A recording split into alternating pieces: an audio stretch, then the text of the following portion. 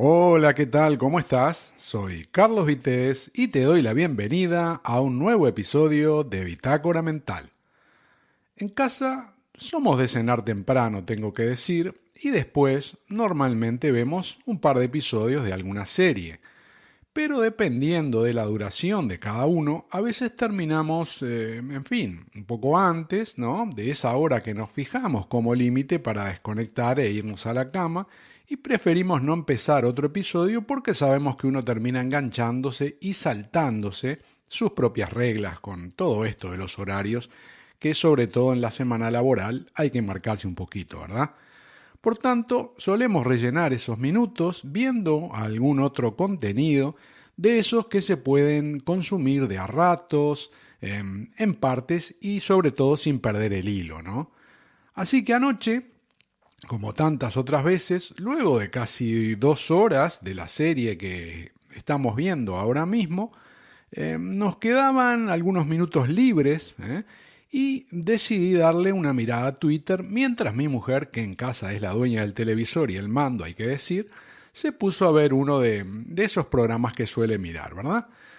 Te cuento que tiene debilidad por los de reformas, entre otros, y también esos en los que gente compra, por ejemplo, un castillo o también pueblos abandonados o casas dentro de esos pueblos abandonados y restaura esas propiedades para convertirlas en sitios turísticos y también para celebrar eventos varios.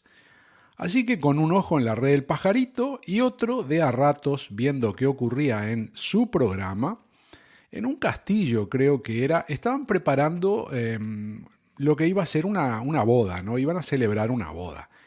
Y como siempre ocurre, uno no sabe por qué, pero hay pequeños detalles que funcionan como disparadores de recuerdos, a veces instantáneos y otros con algo de retardo, como en este caso. Porque un rato después, cuando ya me iba a dormir, pensé en la boda que estaban mostrando en este programa y me di cuenta que no me había dado cuenta, valga la redundancia, de que hace menos de 2 meses se cumplieron 30 años de mis primeras nupcias. Obviamente, el que no lo haya recordado antes es indicativo de algo, ¿verdad? Y el motivo básicamente es porque ese primer sí fue, digamos, de corto recorrido. Pero tras él llegó un segundo, el bueno, que ese sí, acercándose ya a los 20 años, sería imperdonable no recordar. Y como suele suceder, una cosa lleva a la otra, y me vino a la mente una boda a la que asistí, donde ocurrió algo que quizá hayan vivido otras personas, pero a mí me llamó bastante la atención, y es lo que te quiero comentar en este audio de hoy.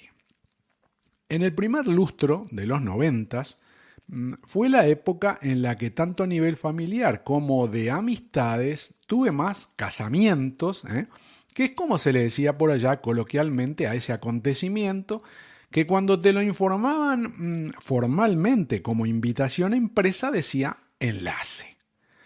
Y ese antes y después en la vida de muchos generalmente tenía dos partes, una ceremonia civil y otra religiosa, que a veces se llevaban a cabo el mismo día y en otras ocasiones en días separados, como en mi caso que hubo 48 horas, 2 días de diferencia.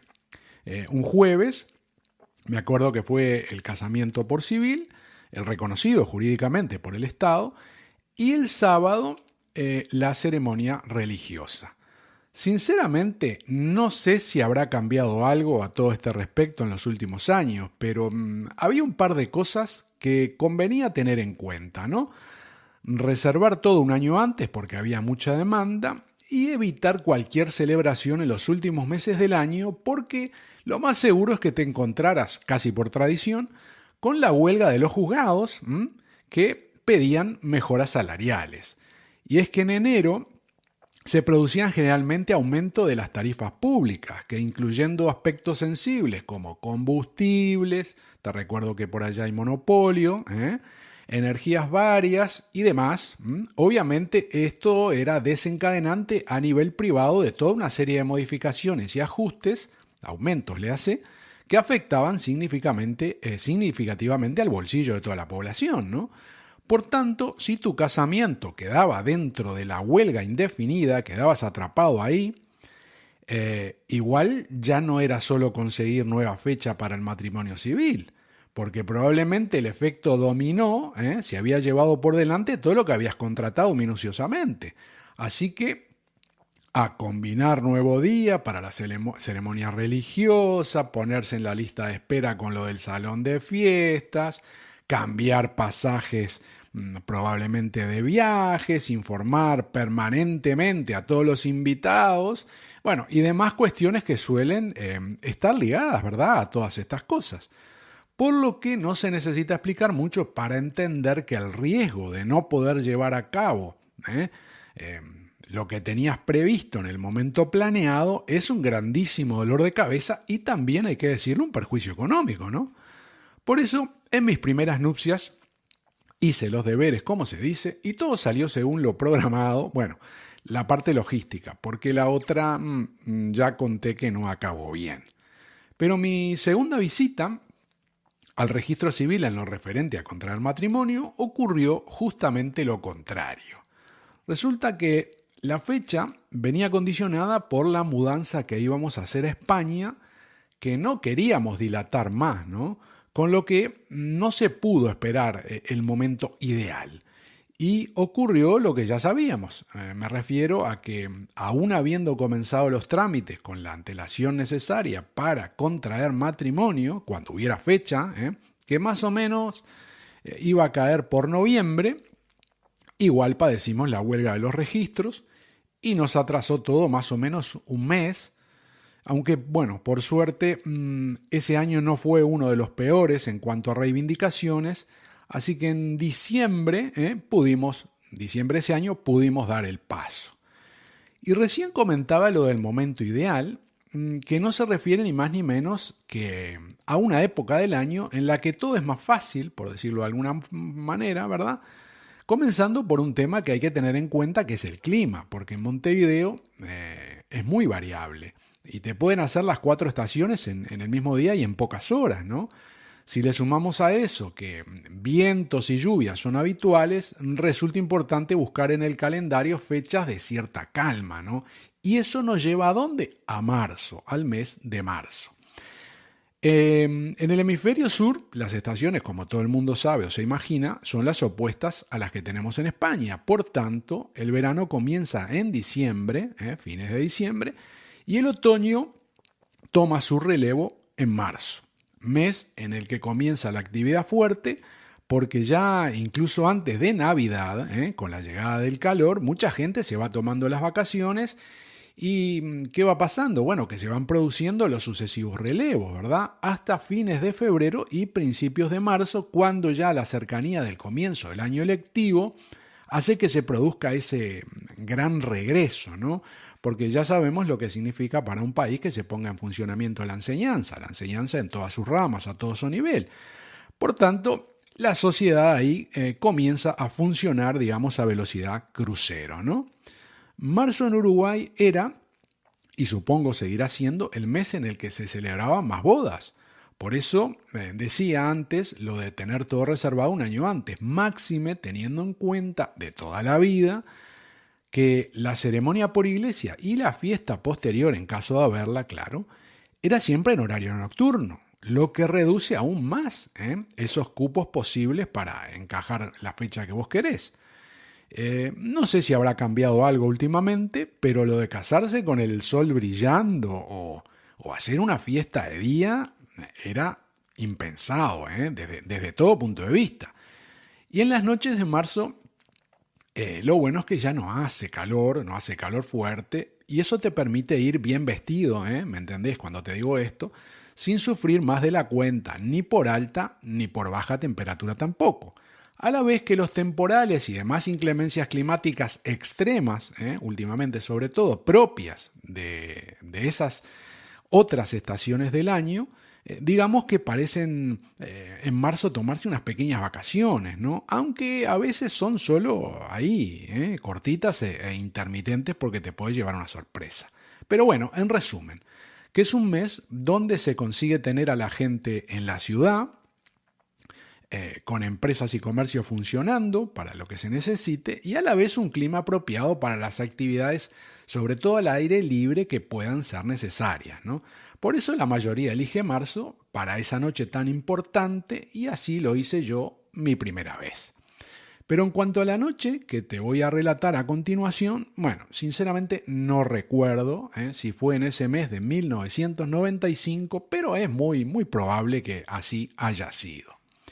Resulta que, como dije al principio, en la primera parte de los 90 tuve una frenética actividad como asistente a casamientos, ya fuera a nivel familiar o de amistades, y el de la ocasión en cuestión fue una de ellas, ¿no? En la que ceremonia civil y fiesta fueron juntas en el mismo local. Un bonito club, que ahora mismo, bueno, no recuerdo el nombre, pero tampoco viene al caso individualizarlo como instalación dedicada a eventos, del mismo modo que, a pesar de que es muy difícil de que alguno de los contrayentes de aquella noche llegara a escuchar este episodio, tampoco aportaré datos sobre ellos porque, bueno, esto no es una novela, ¿no?, que uno está leyendo donde se describen los personajes y situaciones ahí muy, muy minuciosamente. Esto es apenas un humilde podcast en el que, respetando la privacidad sobre todo, intento comentar situaciones que de una u otra forma me llamaron la atención, ¿verdad? Aquel enlace no se hizo por iglesia y, como decía, los contrayentes dieron el sí a través del casamiento civil en el mismo sitio donde celebraron la fiesta.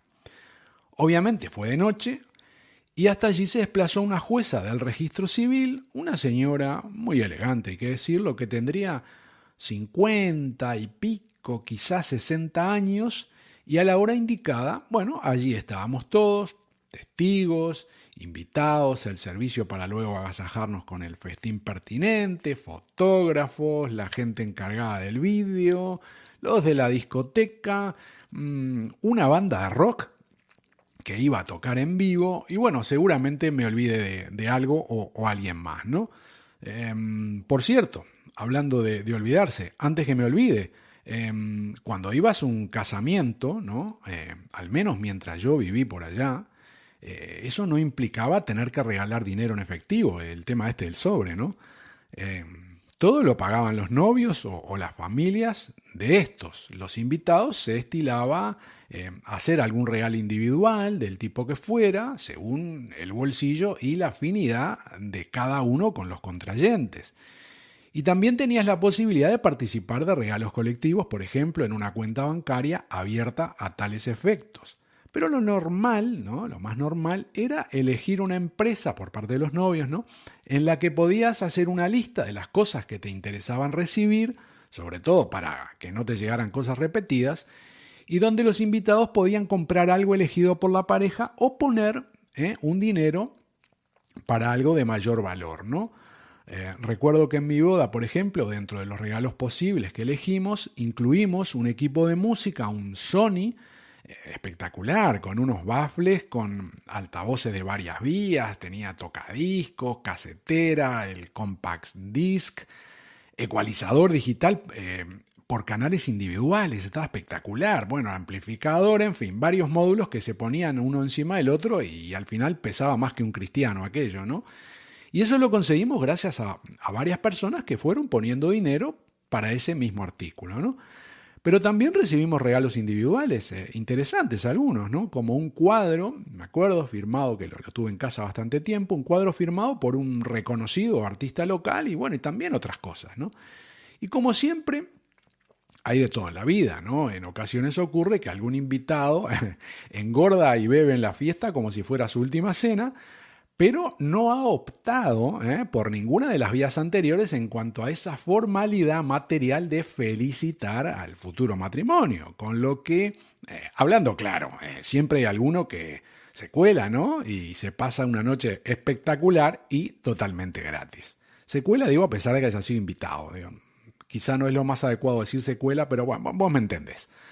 Pero bien, retomando lo ocurrido aquella noche, una vez que llegó la hora prevista, tenía que comenzar la ceremonia civil, ¿no?, la última del día para aquella jueza que probablemente a lo largo de la jornada había participado en muchos enlaces, porque tenías la opción de casarte en las oficinas del registro civil, donde pagabas una tasa bastante baja, había que pagar, pero era una tasa baja, o también si pagabas una tarifa adicional, esta sí era más elevada, dolía bastante más. En ese caso podías optar por que la jueza fuera al lugar donde eligieras para que celebrara allí el enlace, ¿no? Lo que sí creo recordar es que tenías que ir a buscar a ese funcionario que te iba a casar, al registro, ¿verdad? Y llevarlo de vuelta.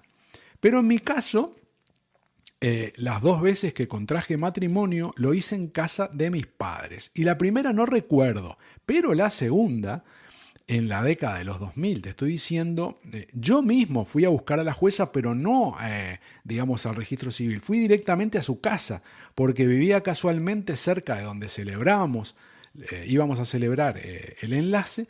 Así que, hicimos toda esa cuestión y una vez que concluyó, la tuve que llevar de vuelta a su casa, ¿no? Bien, estábamos entonces, para no irnos por las ramas, en aquella noche de 1995, unas 300 personas, más o menos, en aquel club, que era lo normal que se solía invitar en un casamiento, 300 y pico, por lo menos a los que yo iba, ¿no? Y estábamos ahí charlando, cómodamente sentados, bien distribuidos en mesas para mayor comodidad de todos, y llegó el momento en que se nos avisó de que comenzaría la ceremonia, ¿no?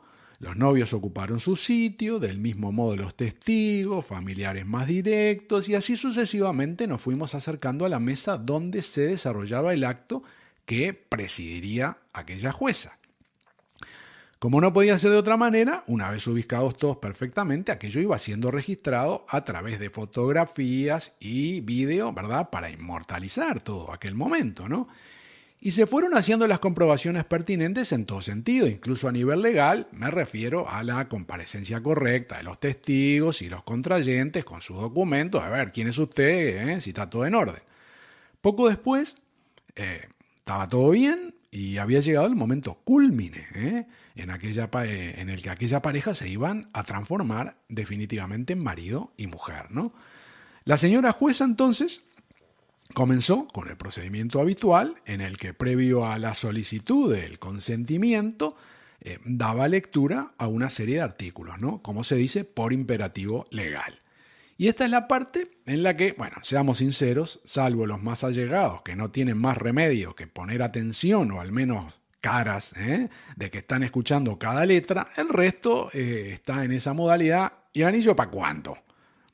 Pero todo iba bien, Silencio en la sala, todos perfectamente atentos y expectantes, a la espera, ¿no?, del final feliz, con ese sí que te cambia la vida, ¿no? Hasta que de pronto la funcionaria del Estado hizo una pausa, al estilo del gran Jesús Quintero, ¿no?, que en paz descanse. Y pensamos que era para darle más solemnidad al asunto, porque ya sabemos lo que pasa cuando alguien repite algo tantas veces a lo largo del día y años de su vida, ¿no? Se corre el peligro, incluso para quien lo escucha por primera vez, de que suene un poco, yo qué sé, como automático, ¿no? Esperamos entonces un momento a que retomara el discurso, pero eso no sucedía. Y la mujer, evidentemente, estaba buscando las palabras adecuadas, pero no había caso, ¿no? No surgían. Y nos empezamos a mirar entre nosotros hasta que no hubo más remedio que romper la formalidad y los contrayentes le preguntaron si estaba todo bien, ¿no? A lo que la jueza, más sorprendida que nosotros, dijo que sí, pero que no estaba leyendo el texto, no lo había traído y que con tantos años se lo sabía de memoria, que lo podía recitar hasta dormida, pero por alguna razón en ese momento se le había ido de la cabeza y no había caso, no sabía cómo seguir. Muy pocos segundos más tarde, todos los invitados se habían dado cuenta, ¿no?, de que la pausa había sido involuntaria y la señora comenzó a ponerse nerviosa, la empezaron a mirar todos, ¿no?, porque no podía continuar. Y frente a 300 personas o más que estábamos ahí, que en algunos casos ya murmuraban en voz alta, supongo que la vergüenza, ¿verdad?, que desde el punto de vista profesional la invadió a esta persona no era poca cosa. Así que se comunicó formalmente que se haría una pausa y la ceremonia se retomaría minutos más tarde. Lo primero que pensé en aquel momento fue, por qué no se había llevado el texto, ¿no? El texto completo para leerlo y no tener ningún problema. Y obviamente lo mismo pensaban otras personas que estaban ahí a mi alrededor, pero a la vez coincidíamos en que seguramente llevaba celebrados más casamientos en su vida de lo que cualquiera de nosotros podíamos imaginar, y como todo trabajo repetitivo, en poco tiempo uno lo automatiza sin problemas y en el caso de textos es capaz de recitarlos como un loro, ¿no? Pero siempre existen los imprevistos, una larga jornada, un día que uno está, digamos, menos descansado de lo que debería, o incluso, y no necesariamente en el caso de mujeres, digo, porque lo he visto en hombres, que para hacer, digo, por cuestiones de coquetería, alguien no quiere llevar gafas en determinado momento y se encuentra con problemas indeseados. Yo conozco a más de uno que ha tenido que pedir gafas prestadas, ¿no? Realmente no sé qué ocurrió aquella noche, pero lo cierto es que tras una pausa razonable, la jueza se sintió capaz de retomar la ceremonia, así que se avisó a los invitados, todos tomamos nuevamente posiciones, igual que fotógrafos y personal del vídeo, y solo faltó, como suele ocurrir tras las cámaras cuando se rueda una película, ¿no?, que alguien dice por ahí, ¡acción! Y los novios y todos los que estábamos allí ya teníamos algo para contar, ¿no? Como se dice, pero rápidamente entramos en modo serio, como debía ser, y como decía el gran Freddie Mercury, ¿no? The show must go on. Así que aquello comenzó otra vez desde el principio, seguramente porque legalmente había que hacerlo así, pero además también por una cuestión seguramente necesaria para, digamos, un buen ejercicio de memoria y soltar todo el speech de un tirón, ¿no? Nos olvidamos entonces rápidamente de lo ocurrido y aquel pequeño traspié, siguiendo atentamente este segundo intento de llevar a cabo el enlace, ¿no? Y todo iba, hay que decirlo, viento en popa, hasta que de golpe nos vimos inmersos en un segundo episodio Jesús Quintero. Del primero al último de los asistentes no nos lo podíamos creer, ¿no? Comenzamos a mirarnos otra vez y ya el trámite fue más rápido porque la jueza volvió a pedir disculpas diciendo que le había vuelto a ocurrir, ¿no? Y era evidente su nerviosismo y probablemente eso haya influido bastante porque se le veía que no había superado el bache anterior, esa vergüenza, ¿no? Y ya se sabe que cuanto más miedo tiene uno de que le pase algo y algo salga mal, más posibilidades hay de que ocurra. Y reitero, no supe realmente cuál fue el problema, pero por segunda vez se comunicó a todos que se suspendía momentáneamente la ceremonia y que continuaría en cuanto se resolviera el asunto. A esa altura, obviamente, ya todos hablábamos, no estábamos hablando con voz baja, ¿no? Ya lo hacíamos en tono normal. Y bueno, y estaban ahí los comentarios del caso que básicamente radicaban en el hecho inusual que estábamos presenciando, ¿no? Y como tipo curioso que soy, tengo que decir, me acerqué ahí a la mesa donde estaban los protagonistas de la noche a ver cómo iban a resolver el asunto, ¿no? Y cómo se iban a casar de una vez. Y mientras a la gente se le comenzaron a servir algunas bebidas para aliviar tensiones, observé que donde se cocinaba la cosa, la funcionaria estaba sentada y tomando un poco de agua para calmarse otra vez. Pero a la vez se le habían acercado los chicos que estaban encargados de la fotografía y el vídeo y le dijeron que le podían ayudar sin ningún problema porque ellos también habían participado en miles de bodas y se sabían de memoria todo lo que había que recitarle a los contrayentes, ¿no? Por lo que recuerdo, tengo que decir, la jueza en primera instancia se mostró un poco reticente a la colaboración de estos muchachos, ¿no? Pero rápidamente se dio cuenta que la escena que se estaba montando, bueno, ya se alejaba bastante de lo normal, ¿no? Y lo mejor era salir de ahí lo antes posible, ¿no? En resumen, que se sentaron todos en la mesa, ¿verdad? Tomaron algunas servilletas de las que luego se iban a usar para servir el pastel y entre los fotógrafos y los encargados del vídeo le fueron dictando todo lo que tenía que decir a esta señora mientras ella de puño y letra lo iba registrando para poder casar legalmente a aquella pareja. Y llevó lo suyo, porque había que leerlo y releerlo, no fuera cosa que el remedio resultara peor que la enfermedad, ¿no? Pero una vez comprobado que estaba todo correcto, y con la seguridad que daba ya el papel escrito con todo lo que había que decir, se comunicó que aquello finalmente se iba a llevar a cabo, ¿no? Y así fue. Poco después, la funcionaria del Estado arrancó por tercera vez con su actuación y esta vez llegó a buen término, ¿no? Con el sí quiero de ambos contrayentes que probablemente aquella noche adelgazaron más escuchando unos artículos del Código Civil que sacudiendo sus cuerpos durante horas al ritmo de la música del grupo invitado.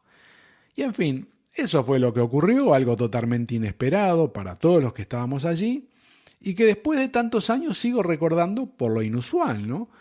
Aunque sabido es que errar es humano, por lo que, bueno, no descarto que también lo hayan vivido otras personas, incluso algún oyente de este podcast. Así que si ese fuera el caso, me gustaría que me lo comentaras a través de las redes sociales. Soy Carlos Vitéz y hasta aquí el Bitácora Mental de hoy. Gracias por tu tiempo, muchas gracias por escuchar este episodio y te espero en el próximo. ¡Chao!